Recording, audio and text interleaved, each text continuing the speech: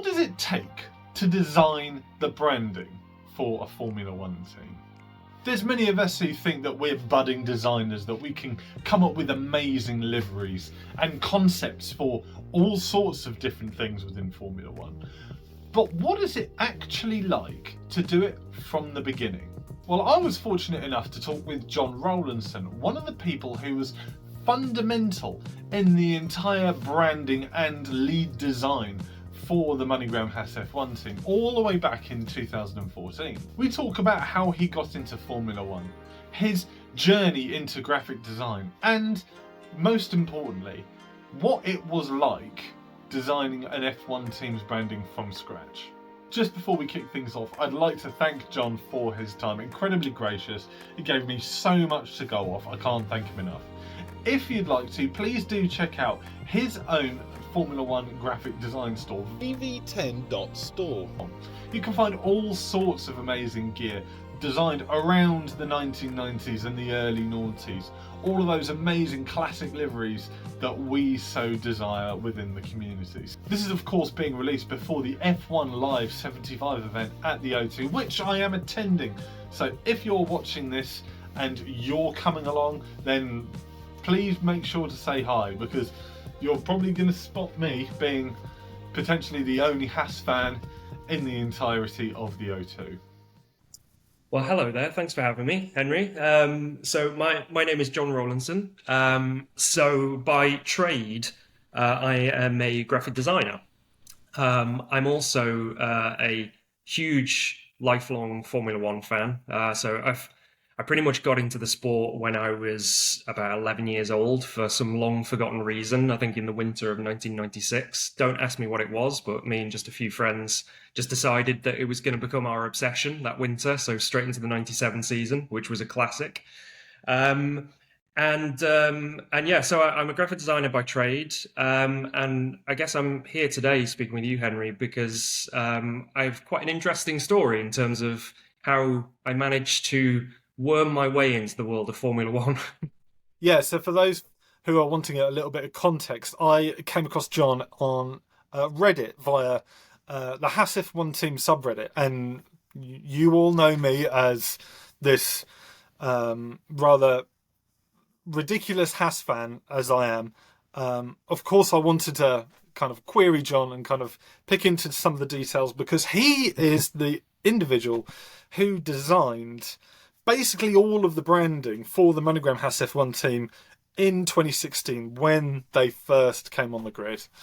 There's an amazing blog post that he put up there, and I'll link it in the description. You absolutely need to go and check it out, because it's got the entire kind of back catalogue behind the scenes of how it all went about, his thought processes and whatnot. And we're going to get into a little bit of that today. So, Jon, you've clearly got a bit of a passion, you would say, for graphic design. What was the catalyst for the graphic design interest in the first place?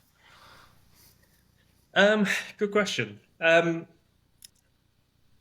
I guess I've always thought of it going like right back to childhood. Like I kind of have the classic thing, with most people who end up in the arts or design or whatever, that they usually tell the stories of the fact that they were drawing a lot, painting a lot, etc. as kids, and I had the exact same thing. I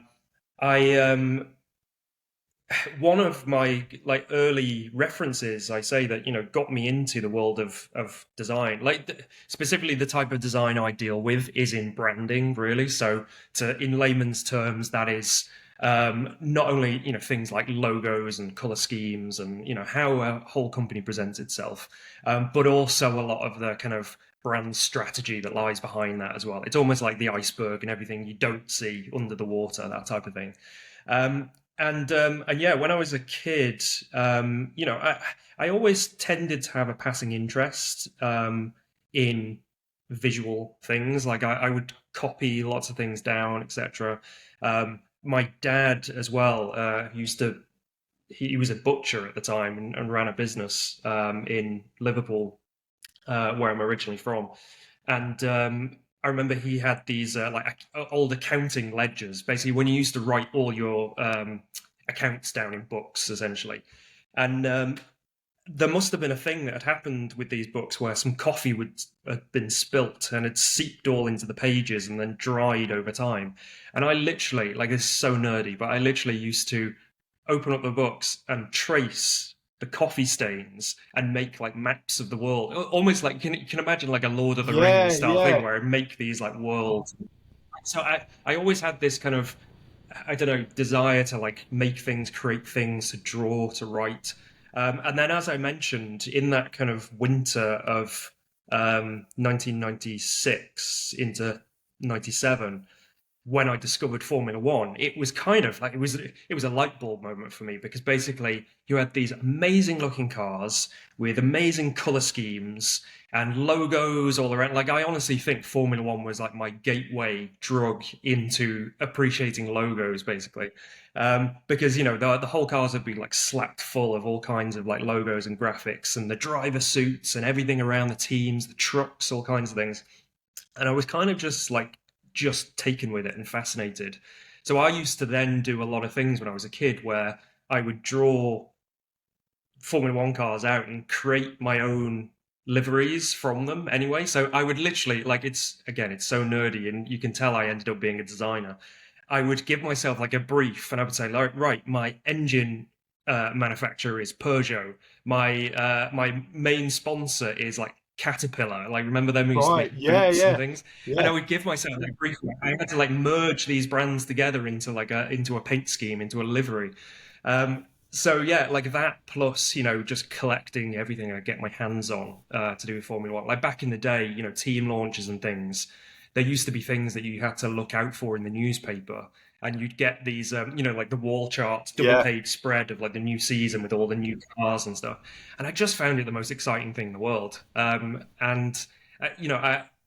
I think that was Formula One was actually one of my first passions, and the first thing that made me realize that kind of logos existed and brands existed and what makes a good one, what makes a bad one. And I think I probably had something inbuilt anyway in my brain that, like, was pointing me towards that. But I think, F1 kind of just gave me the light bulb moment and the guidance to, like, oh yeah, this is kind of what I want to pursue.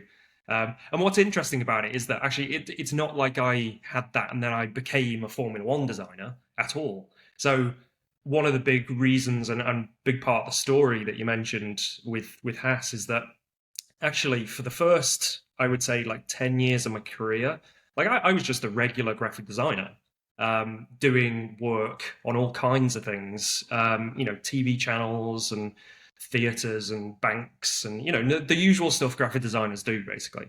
And with success, I'd started to get a good career and was working in really good studios. I'd moved down to London for university at this point, so I was working in really good places. And Formula One was always just this kind of slight niche hobby. We actually mentioned just before we jumped on this call that it's kind of crazy, really, now in the Liberty era of Formula One that F1 is quite it's a mainstream thing now with Drive to Survive, etc. But back then, it was, and through like the 2000s, okay, it was still a big sport, but it was much more of a niche interest, let's say. And quite honestly, it was something that I didn't really tell most people that I was into it, because it was a slightly nerdy, embarrassing thing, Formula One was always just, I had my day job, and then this was just like my side interest hobby that, only really like a few people would know about. And, one of my buddies that I'd known since I was a toddler, that we nerded out together on. So yeah, very much my kind of path towards this didn't really have Formula One in mind. It was actually just a pretty, standard kind of graphic design career as it developed. Was there any design from any particular team that really was the one that stood out for you, or was it an amalgamation of all of them on the team or from the teams at that period of time? Sure. To be honest, there are many for many reasons, and like still to this day, I can still absolutely nerd out on like a 97 Prost and things like this, etc. Even though it's not particularly a standout, like I still think I was thinking about this very recently actually, but I still think for me certainly in the era that I got into Formula One, I think the Jordans of like 97, 98, like the Bitten and Hisses, the Buzz and Hornets, I think they will always have the Buzz and Hornets, particularly the 98 Jordan, will always have quite a special place in my heart. The 99 Jordan as well. Just because it just was a beautiful looking thing. And I do think actually to a degree, and this is maybe a separate topic, that there's a little bit that's been lost over the years. I think with the kind of professionalism, if you like, of Formula One, there's a little bit of that kind of maverick energy that Eddie Jordan brought. That I do wish was back in F1 a little bit of, why not make something that's just, rather than be just so corporate and professional. Well, I yeah, think we live definitely. in an era now where livery design, it's never been better, livery design, in terms of like the finish and the professionalism of it. I don't think there's any car on the grid that's a shocker. Like there used to be in the 90s, half the grid would look awful. But yeah, I definitely think there's a little bit missing in terms of that little bit of creativity. Well, I mean, you like mentioned people like Eddie Jordan. The first time I ever saw Eddie Jordan in person was in 2023 at Silverstone, and he came out in just a leather waistcoat. And that really is the sort of person that kind of cements design, you know, awareness and suitability, is just coming on stage with him and David Coulthard in just a leather waistcoat. If that doesn't say anything about the sort of person that Eddie Jordan is, I kind of don't really know what else it could be, Yeah. really. So, No.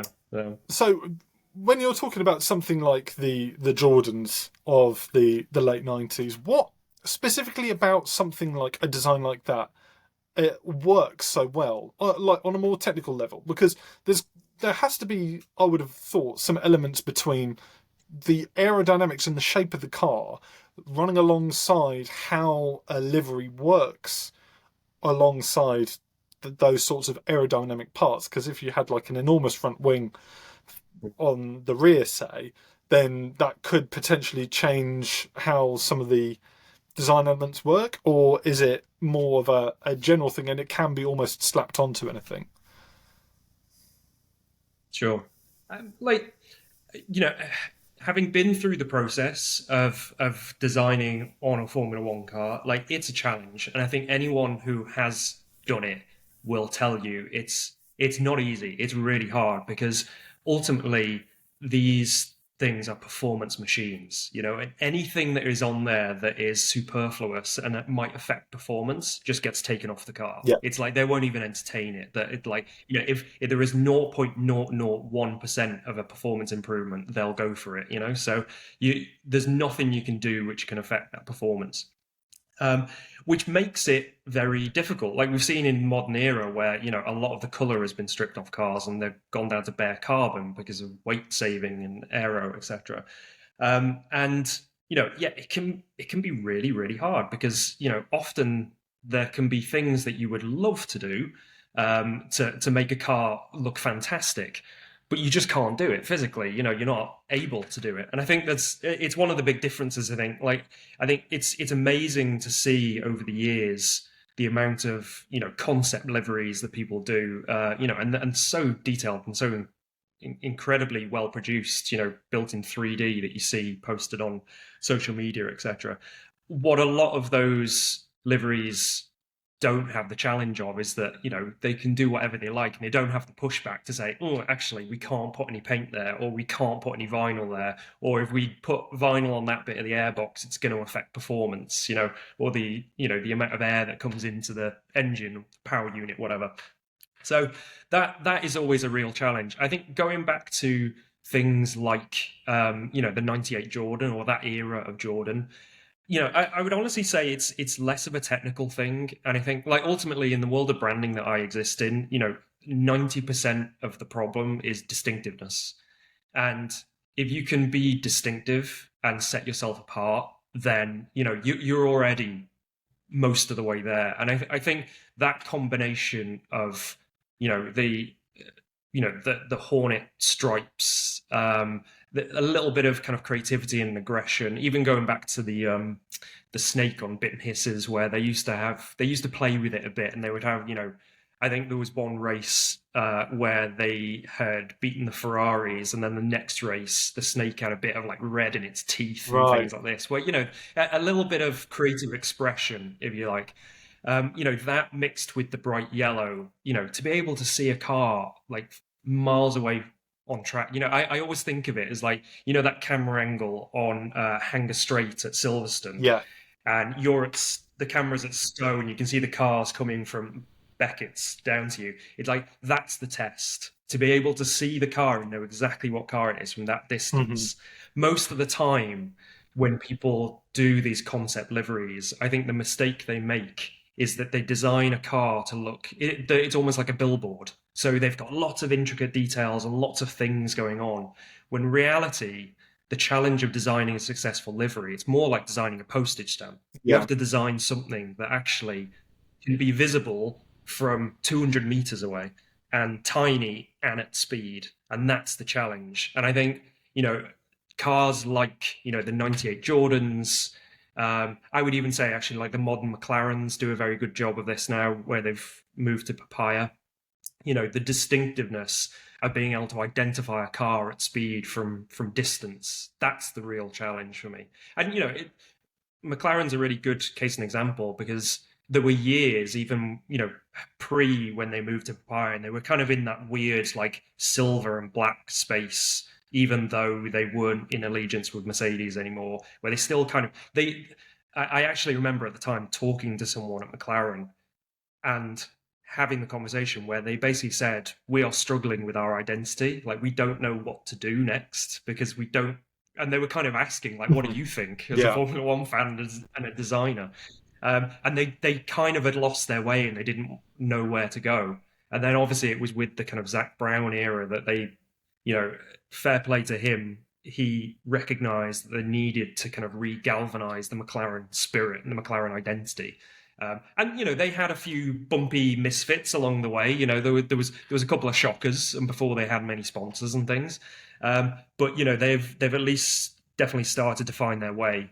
And I think people complain a little bit about like the consistency of the Red Bulls, but quite honestly, it's because Red Bull have found their groove. They know who they are. They know their identity, and there's no reason for them to shift from that, quite honestly. And I can see the same happening with McLaren, to be honest. I think that McLaren will probably, unless they have like big sponsor changes, it will probably look like that for the foreseeable future. Yeah, most definitely. I was going to say about Red Bull actually, because as we're coming up to the livery launches in but a matter of days now, the one thing that is on a lot of people's minds is, are Red Bull going to change their livery? And they're probably not, because if it ain't broke, don't fix it. And you can identify a Red Bull from a very long way away. It's across their entire branding, not just with motorsport, but across everything from like skateboarding and skiing and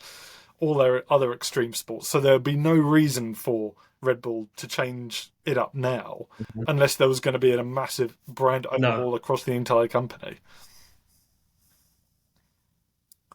Well, yeah, exactly. And quite honestly, even though you're right to say, if it ain't broke, don't fix it. I actually think it's the opposite. It's not because it's not broken. It's actually a major strength of the brand. The fact that you can identify a Red Bull car in whatever category, even going down to like junior categories, or like you said, in rally, in other sports. The fact that you can identify Red Bull from distance is a huge strength that a lot of brands would kill for that recognition. So yeah, like you said, I think unless there's going to be like a huge sponsorship departure or something like that, I would imagine, or I'd be very surprised if that Red Bull change. And I don't think the introduction of, I forget, is it Ford coming in this year or next year? Ford coming in 26. Or 26. 26. I even think, to be honest, with the introduction of Ford, I would be very surprised if that had a massive, I've seen concepts of people saying, okay, well, it's going to be bright blue now. Like, I don't think that's going to be the case, to be honest. I think they've got so much kind of brand equity built up that they just they just really don't need to do that at all. Unless, I don't know, there might be a sweetener in the deal, and Ford have paid some money for a bit of for a bit of their blue to be on the cars as well. But the thing is, the reality is, what you have to think about this is, in that scenario, it's not Red Bull buying into the Ford brand. It's Ford buying into the Red Bull brand. Yeah. Ford are the ones wanting that nice bit of, goodwill and equity that Red Bull have built up. It's not the other way around. So yeah, that's from my side. It's quite good in the sense of, like, I have obviously that experience within the motorsport world, but I also put on my kind of normal branding hat as well, where I understanding brand strategy and brand equity and things like that. I think that's maybe where a lot of these teams are working from. It's not just can we make a good looking car. Yeah, definitely. So let's move on to my favourite topic, which is talking about Haas, because I like to talk about Haas almost every single day of my waking life. Yeah. So I alluded to the fact that you were the individual who created the branding for the team when they first started. They started in 2014 and they entered the grid in 2016.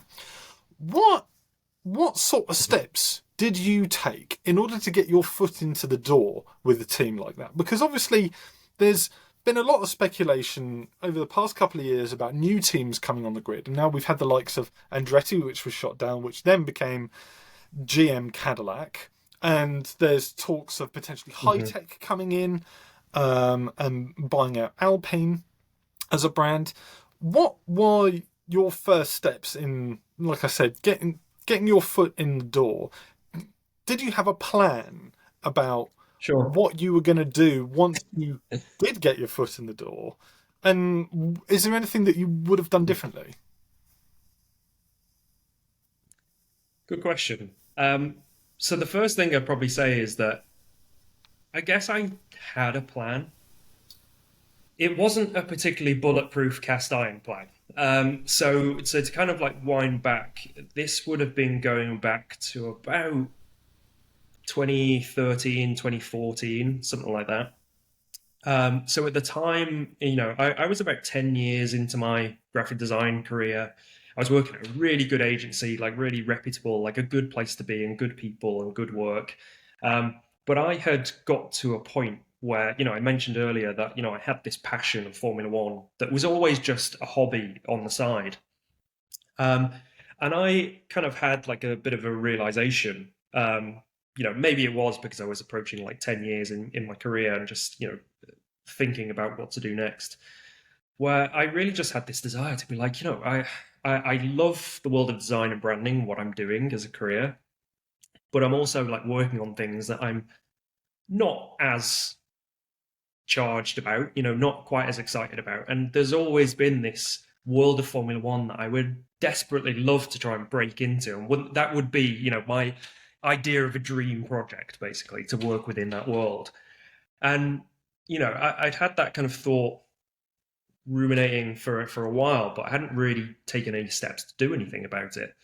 So I basically just decided to take a bit of a gamble and a bit of a risk, and I essentially just handed my notice in at my job and was just like, right, do you know what? If I don't try and do this, then I'm never going to do it. At least let's have a crack at it. And I should point out, at this point, that was with no plan and no contacts whatsoever. I literally knew no one in the motorsport world at all.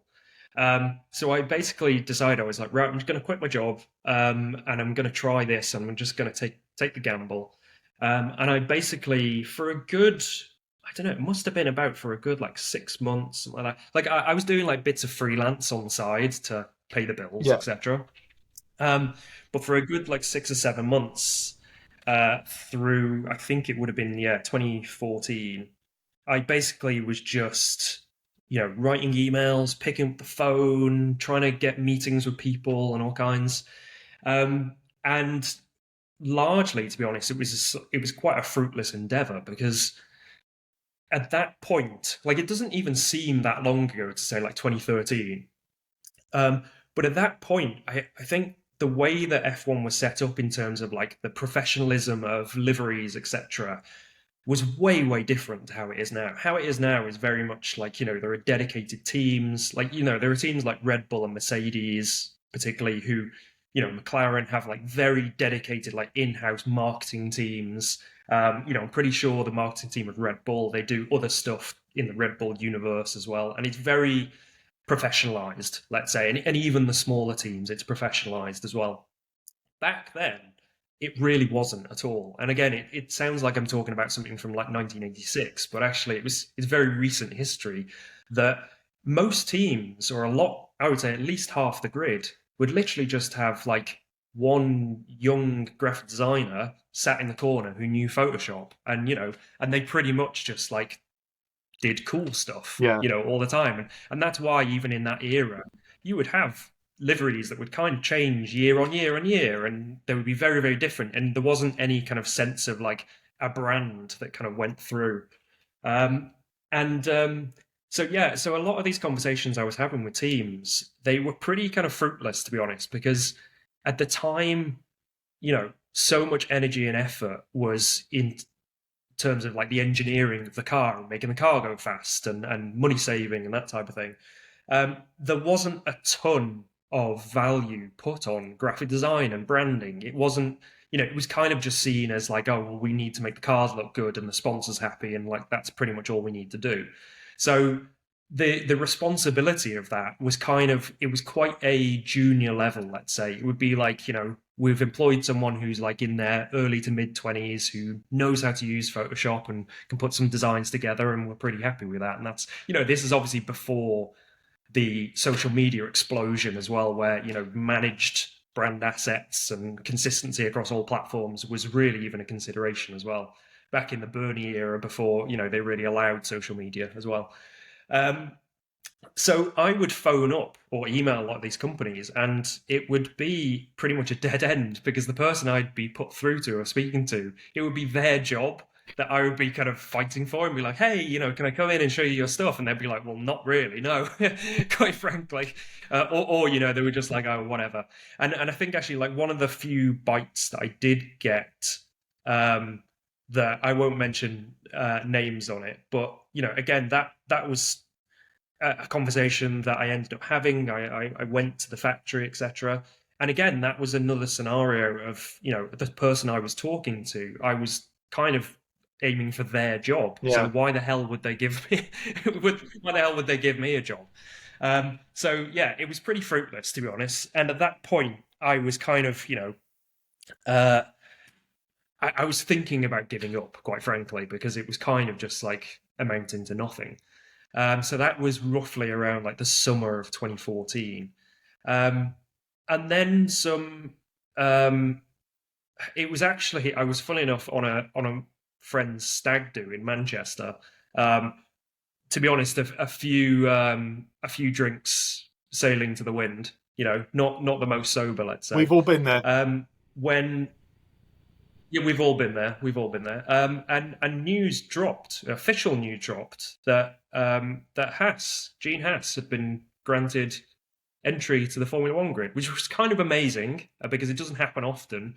And also as well, remembering that, this was very much in the shadow of the last time new teams had entered the grid in 2010, which by all case and purposes was a disaster. Particularly for the one American team, US Grand Prix, which failed to even make the grid in the end. So, Haas coming in, it was immediately faced with a lot of naysayers and people saying, this is never going to happen. Of course, the whole idea of them having multiple bases in America and stuff, they were just like, whatever. Even with Gene Haas's racing pedigree, they were like, it's not going to happen.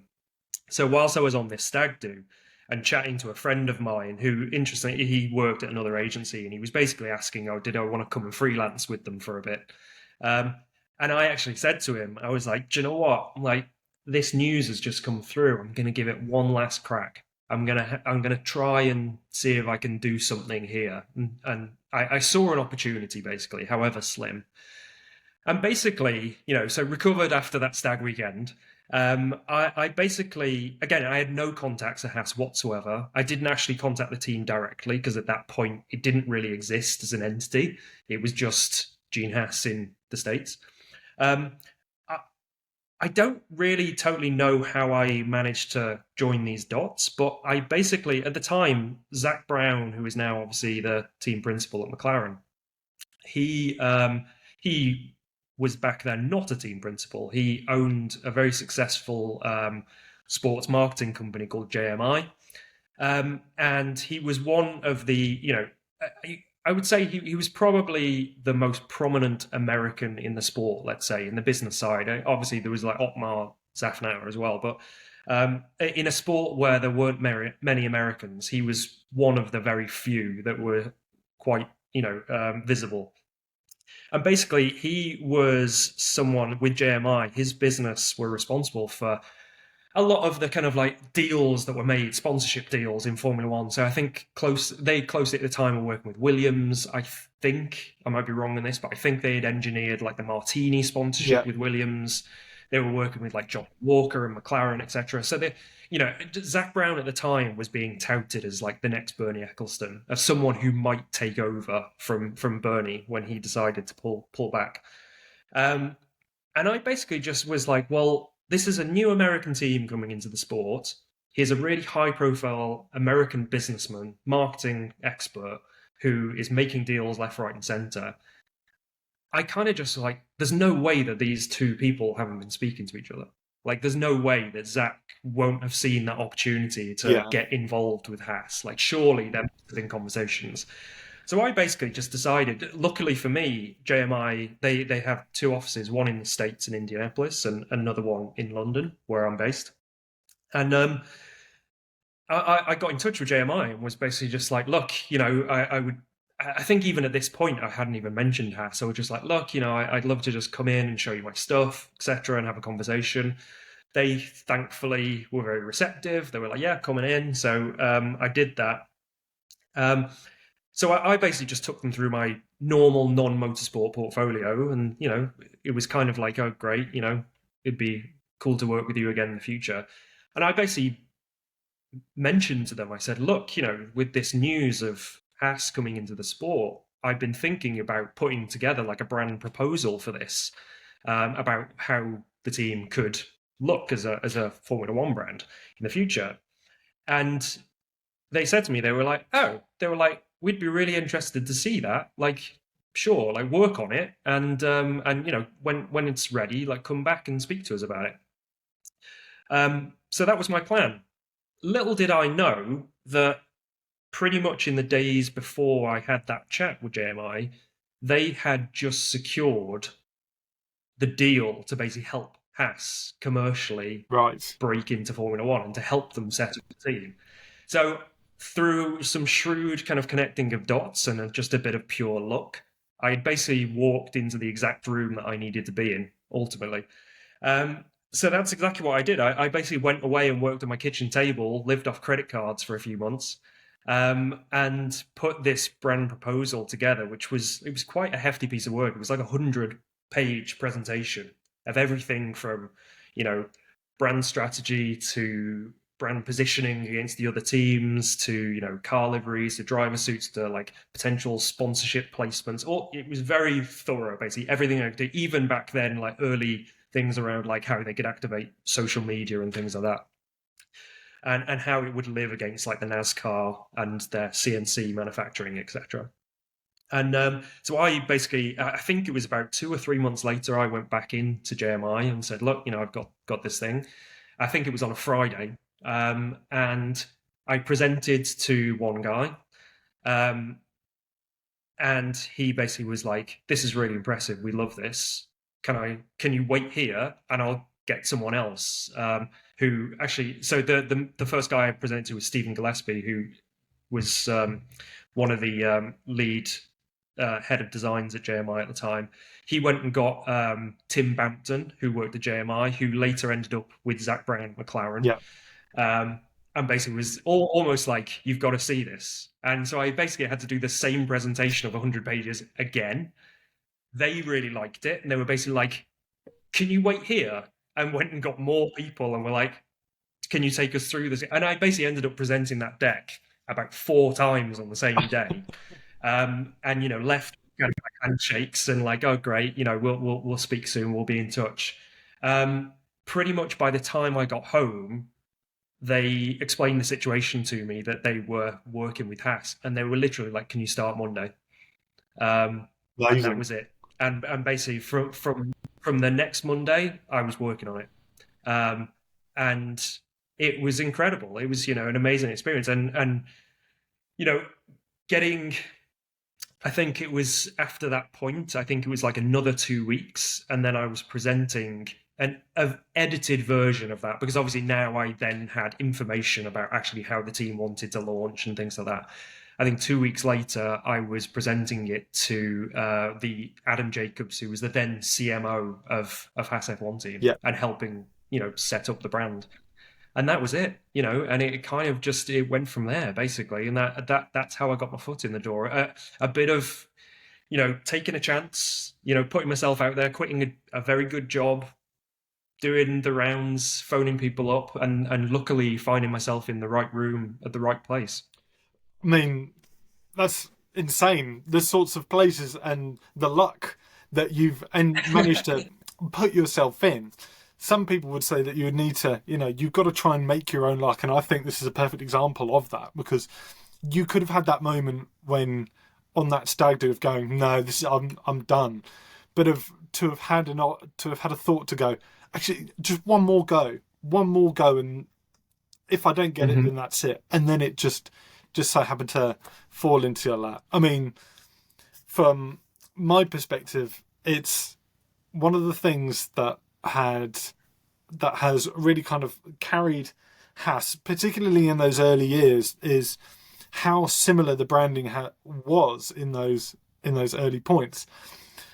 Because if you go and read for those listening at home, if you go and read Jon's blog post, you'll see that there's an amalgamation of things that kind of come together to make the branding kind of all fit, like you say, the CNC machining side of it, the color schemes, other sorts of iconic pieces of, merchandise design like the Nike footwear. So there were lots of things that clearly you had worked through, like you say, 100 pages worth of presentation. Was there anything that kind of threw you off guard? Was there anything that was presented to you as we would like to incorporate this, that you then had to try and negotiate around because it didn't work? Or was there anything that you presented and they said, no, we'll leave it? Sure. Yeah. Well, the quick answer to that is 100%. So what I should say is that first presentation that I took JMI through, and then later Haas, even though that was kind of, everyone was very excited about it, and it was accepted and was like, right, you're coming on board, you're going to work on this. Actually, the whole design and the livery of the cars and the trucks and the suits and everything actually looked completely different. It wasn't the same at all, and it wasn't what you would look at and think that is a Haas today. Like, for instance, the base color of the car was black at that point. And one of the big ideas for it was, and like you mentioned, you referenced like the Nike shoe, is that, when I went into this, I wanted, like we mentioned with, the Jordan Buzz and Hornets cars, I wanted something that was distinctive from distance. And the Haas, now kind of quite famous Haas H, was something that I had used, where it was just basically blown up on the side of the car, and it was very bold, it was very graphic, it was like a signature piece on a red and white Haas H on a black car, and it was a bit kind of like stealthy and kind of slick, etc. And although people got very excited about that, we went through like several rounds of development and feedback. It was actually quite a while into the process, maybe like at least a few months, let's say, before actually, the feedback came back through from Gene, that he was like, I want this to look like one of my CNC machines, which makes sense, right? So if anyone who doesn't know Haas CNC, the company that's basically, but Gene Haas's company that is behind Haas, they basically are, they're not the most sexy products in the world. They're these huge kind of industrial kind of metal lathe machines, and they are very grey. They look like what you would imagine a modern day Haas tends to look like, where they're grey on top, they have a black stripe in the middle, and they're dark grey on the bottom with little bits of red on it. And yeah, Gene quite rightly, I think we had previously been basing a lot of the livery inspiration from his NASCAR team, which at the time was predominantly black with flashes of red and bits of white. But he'd said, like, look, the whole reason for Haas getting into the sport is to amplify the CNC machining around the world. That's why he's doing it, for a global audience, to sell his machines. So it needs to be rooted in that. So basically we got the direction to say it needs to look like one of our machines, basically. Which, I'll be honest, going from this very slick, cool looking, black car that looked like a fighter jet to various shades of grey is something, as a designer, you're like, right, okay, it's workable, but it's a challenge, and it's something that's going to be a bit harder, let's say, to make look sexy. So that was definitely something. And then also as well, they had said we'd done a lot of work in terms of, like, because this is one of the first American teams for a long time. We had pushed that a little bit as a look, this is kind of like a unique selling point. It opens you up to new markets, etc. But what was interesting, actually, the challenge of that was that actually Gene, his focus was not on America. His focus was on the rest of the world, because he was basically, they already were very successful in America, and they used NASCAR to amplify that success. Formula One was there to sell machines in Malaysia, in Asia, in Europe, etc. So that attachment to Americanism, it was kind of out from the first go. And I know that might not resonate particularly well with a lot of American viewers you might have, Henry. But quite honestly, at first, the message was, we're selling Haas, we're not selling America. And I know, actually, from, sound bites over since Drive to Survive has come out, the team have, I know Gunter has said that, like, that was a missed opportunity, that they didn't push that as much as they should have done, because there was a commercial opportunity there to be the number one American team. And that was something that I had identified and pushed with them. Unfortunately, it was, they wanted to go a different way. So that's why overtly the first cars didn't look like, they weren't all stars and stripes and things, etc. on them. Although, there were some versions where we had that, where we pushed it, but, they fell by the wayside. In terms of other things, there were a few things that we had along the way. There was at one point, talking about Americanism, but there was one point a drawing of an eagle idea, even going back to the Eddie Jordan bit and hisses, animal on the car type of thing. There was an idea of putting like an eagle on the car, American eagle, which could have been really cool. But unfortunately, it was something where it was I won't be too rude, but it was a specific drawing, and it was put this on the car. It wasn't, here's an idea, can we develop it, work with a brilliant illustrator to bring it to life. It was actually, can we put this drawing on the car? Which was, we had to be very polite and be like, maybe that's not a great idea, and if we're not going to do that, we've ended up now with Gene's hair, Gene's machine on it, which I think is actually a little bit nicer than a big bald eagle. It's a little bit more unique, you know? Well, do you know where that comes from? It was actually, and actually Ryan Long, who ended up being the kind of lead designer at Haas after me. I believe, I might be wrong on this, it's because I think it was when Kevin Magnussen came back to the team, because Haas in Danish means hair. And I think that's the reason that why it first appeared on the car. It's either Danish kind of, or like Dutch. you said, it's taken... I'll have a look at that as we continue. Or Dutch, maybe. But it's kind of taken a bit of a life of its own. But yeah, going back, I guess, to things on the car, etc. One thing that did influence the 2016, so like the first launch car that year, was that, as well as the it visually looking like the CNC machines. There was a nice idea of, there was a I think it's a P-51 fighter jet that had been put forward by Gene, that had similar coloring. And he was like, can we make it look like this? Can we make it look like this famous American fighter jet? And I was like, awesome, brilliant reference. Like, absolutely, we can do something with that. So the end car in 2016 kind of became a bit of an amalgamation between the two. So yeah, between CNC machine and a famous fighter jet. And it was something, quite honestly, like, condensing the process down somewhat. I think generally I had got to a point throughout the process where, through a lot of stakeholders and a lot of people, having their opinion and providing direction for the car, I had kind of realized about halfway through the process that the car itself was not going to win any design prizes. Like, unfortunately, as much as I would have loved it to have been, a Jordan 191, voted the sexiest car of all time. The way that it kind of went, and just, what we had to do in terms of sponsorship positions and things like that, and the corporate side of it, let's say, and also some of the technical logistics, my emphasis kind of switched to, okay, this might not be the sexiest looking car in the world, but you know what? I'm going to make it so it looks really well thought out and balanced, and it looks legit. Because again, taking you back to when Haas was launched, even the first Barcelona tests at the start of 2016, there was still a lot of skepticism around Haas about whether they would actually make the grid in the first place. And one of the big aims, really, of the team branding was, it was about making them look legit, making them look like a legitimate professional racing outfit.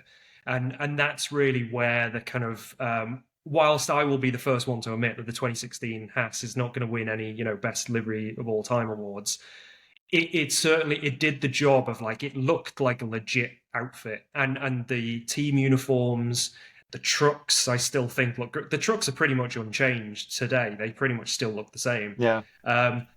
Everything, and one thing that I was very proud of, actually, because I was at those Barcelona tests, was that there were a lot of team personnel from other teams who made their way all the way down to the Haas end of the grid just to come and have a look, because basically they've been told, and this was in the days of, like, when Mano were around, and they just had, like, plain white things. I think they actually ended up having a really nice livery that year, I should add, but pretty much all their trucks and their team gear was just like plain white, off-the-shelf stuff. But Haas turned up looking like a really legitimate race outfit. They had everything in order, and it looked, it looked quality, it looked good. And, this race suit behind me is actually a race-worn suit from that year of Romain Grosjean. That is a nice kind of keepsake that I've managed to have. And it's, like you said, one thing, I think through the years the Haas livery has developed, and I think, the biggest development really was off the back of when Ural Kali obviously, was stripped back off the car, and the car kind of went back to its white base.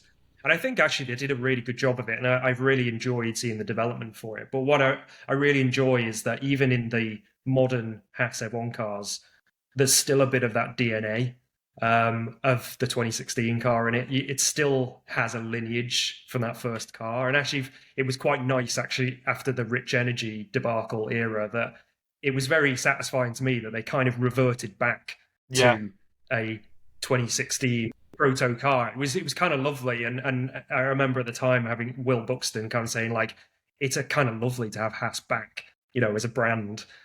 So yeah, it was a few bumps along the way, but yeah, it's I think the legacy and how it set Haas up over the years has been something I've been very proud of. No, definitely. I mean, you're talking about getting Haas back, and your race one. This is a replica, but it's still got these sorts of nods that you created, like the big Haas in the middle, and Haas on the sides, and of course it being on the back. It's, I think from a perspective of a Haas fan, there are certain elements of the team that are synonymous. And for those people who who may still be disappointed about Gunter Steiner going. He was one of them. But it's certainly having the big H on the side. It's having some black, some red, and some grey, and not leaning too hard into the American Patriot thing that can get very tired very quickly. It's having that identity that is this team, and we're not trying to pretend to be anything other than a team that's supporting a CNC machine company. We're certainly not trying to sponsor or support specific state universities anymore, or energy drinks that you can't buy in a supermarket. It's nice that they went back to, like Will Buxton says, they went back and we got Haas back. We've had them back twice now, which I don't know if any other team can really have some sort of that and acclaim, especially in the shorter period of time that Haas have been around. So, am I remembering correctly it's true. Yeah, am I remembering correctly in that there was a situation where Gene might have wanted the team a completely different colour? You are very correct. Yeah, so I guess that kind of links quite nicely to the last question. There was when we were still like very much in the kind of development stages. So I actually worked it out at one point. So there were a total, I think, of 777 different designs created for the car livery alone. Which kind of goes to show what a kind of like slight wild goose chase it was. And I should point out that shouldn't be the way that you should approach livery design. For any budding livery designers in the future, it's great to have lots of ideas and stuff, but I think that spoke to where the team were in, let's say, that they hadn't necessarily done their due diligence in terms of like defining who they were as a team and their identity first. They had some like documents about, this is what we're going to do and how we're going to do it, but they were very woolly, let's say, at the time. And because they kind of didn't have that kind of sense of self right from the start, and they were still kind of figuring out as they went along, it meant that there was a little bit of kind of, roller coaster journey of like, well, why didn't we try this? And why didn't we try that? And they literally would be random things from left, right, and center. And one of them, as you rightly pointed out, was there was one day that I think there had been like a concept that someone had made online, because obviously it had been announced that Haas were going to have Ferrari engines. It was stipulated in Haas's contract at the time that because they're having Ferrari engine, they were not allowed a red car or predominantly red. They just couldn't do it, obviously, for so they didn't get conflated with Ferrari. So, I think that had maybe come out in the press. It'd been mentioned. So there were quite a few sudden yellow Haas's that started appearing just as concepts. And they were obviously something that I would imagine, Gene had probably seen or had been put under his nose, like, oh, look, check this out. So suddenly there was a request to explore that. So again, that was another thing where we looked at like a ton of different like yellow options and, lots of late nights and weekends working through. It was something that like, don't get me wrong, like I love it. Like I said about the Jordans, I love a yellow car. Yeah.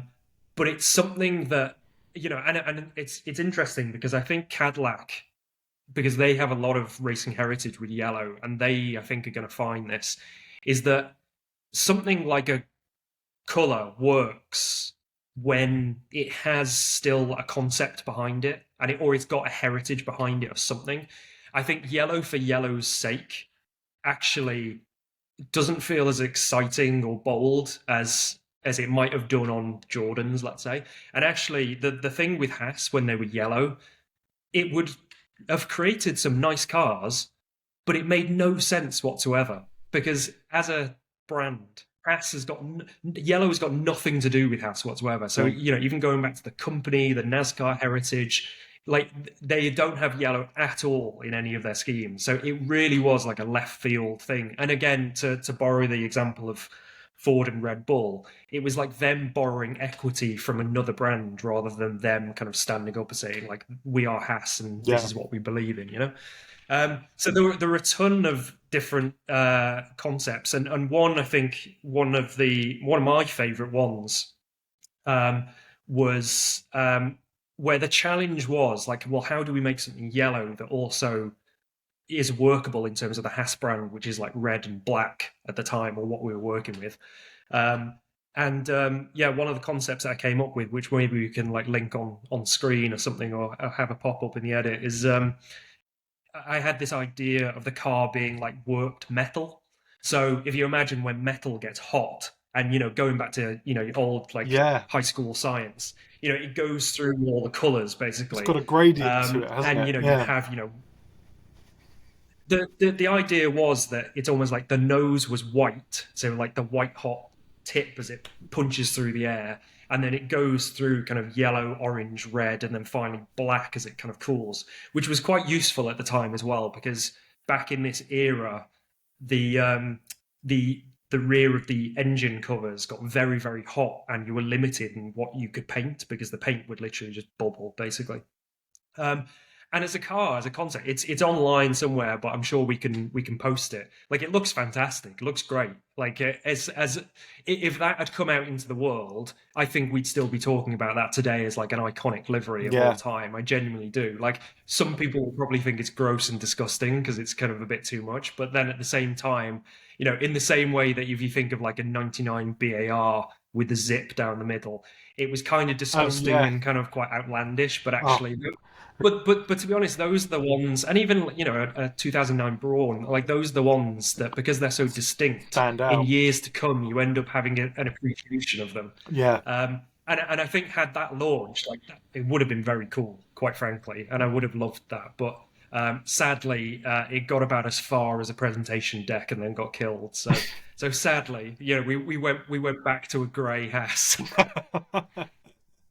Well, John, quite honestly, even though that would have been great as a car, maybe that might not have been great as a brand as it went forward through the years. So I think that it swings and roundabouts, really. No, definitely. Well, John, this has been such an immense pleasure. If I could ask you just one final little thing, if there's anybody who really wants to get onto the bandwagon of doing things like graphic design, is there anything that you would say in particular to give them like a nugget of advice? Sure. Well, I think if I give this advice in terms of design within the Formula One world, because obviously there are so many budding designers out there who I'm sure would give their right arm to work in the world of Formula One, because I'm super proud of it to this day that I had that opportunity, and quite honestly, if I got the opportunity again, I would certainly consider it. But yeah, quite honestly, I think you've got to just, if you want to work in Formula One in this world, just try and contact people, get in front of the right people, show your work, even if you don't have motorsport experience. Try.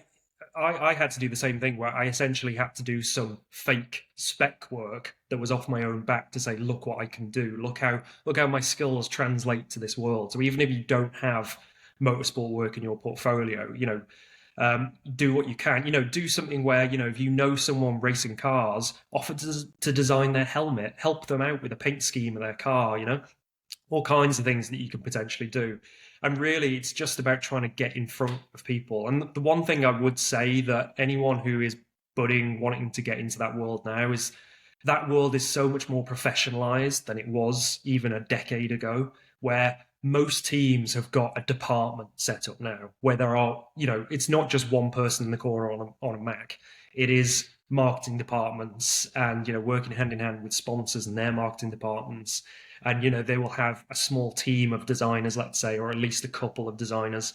So it's much more a world that you're able to break into. And I would say, as much as possible, just persevere, keep knocking people's door down, don't keep buzzing around them and give yourself that opportunity, really. Amazing. if you don't know, John's got a website where he's selling Formula One related merchandise. John, if you wouldn't mind telling us where we can look at some of your amazing products. Yeah, so this kind of goes hand in hand a little bit with, I guess, the entrepreneurial spirit of just like, quitting my job and doing things, etc. So I'm still very much a designer at heart, and I'm still obviously doing my day job. But as a bit of a side gig with this, basically for years and years, I've kind of been frustrated about some of the merch that you can get and some of the clothing and apparel that's available for Formula One fans. I think not so much the modern stuff, but me kind of showing my age and with some grey hairs, harking back to the 90s era of F1. So I basically decided to launch a bit of a side business called VV10. So the website is vv10.store. And we are basically selling apparel that's inspired by the V10 era of Grand Prix racing. And I'm rocking a Team Spirit t-shirt today. We've got loads of items like talking about buzzing hornets, things like caps, etc. A nice niche reference for any Williams fans as well. But stuff like this, stuff that back when there was like the tobacco bans and that stuff that people absolutely love of that era, where obviously the teams having to be quite smart around workarounds for these sponsors. None of that stuff really is recorded. It only really exists in like occasional YouTube videos or blog posts and things, and I couldn't find any of it anywhere. And I was like, actually, I love that stuff, and I geek out of it totally. And I was like, well, I would definitely wear a T-shirt with R. question mark on it. As nerdy as that probably makes me sound. And I know that there are a ton of people out there who do that as well. And we basically launched a store about 2 months ago, and it's been so far like wildly successful because it's really hit in on a niche of that nostalgic kind of V10 era of F1. And yeah, we're very excited to. We've had a couple of months kind of testing where the store's been live, and actually in the next month or so, we're going to expand our product line and have tons of new T-shirts, hoodies, caps, etc. That are all inspired by that era that we all love so much. Well, luck's in store for you because I get paid as of filming tomorrow, so expect a sneaky little order coming in from me. Yeah. John, I'll look out for it. John, once again, thank you ever so much for this. It's been a real pleasure, and good luck with everything that you're doing in the future. No, thanks very much, and yeah, by all means, get in touch again because it's great talking about this, to sport that we all love, and my story with Haas is kind of a bit of a unique one, and yeah, there's a ton to tell. So yeah, I would. If anyone has enjoyed the story, I would encourage them to visit that link to read the kind of full picture because it's quite a roller coaster, but it's a good story. Well, that's about it. So once again, a massive thanks to Jon for his time and efforts. Really appreciate it. And you might be seeing a couple more episodes with us in the future, so stay tuned for that. And if you've enjoyed this video, please do consider subscribing. This is very early days. I'm going through an entire whole rebranding thing of a lot of my social media. So please do give me a follow here on YouTube. And you can also follow me under the handles of the Haas Chap on social media platforms like Threads, Instagram and TikTok. So do remember, please, to stay cool, stay sexy and support Haas.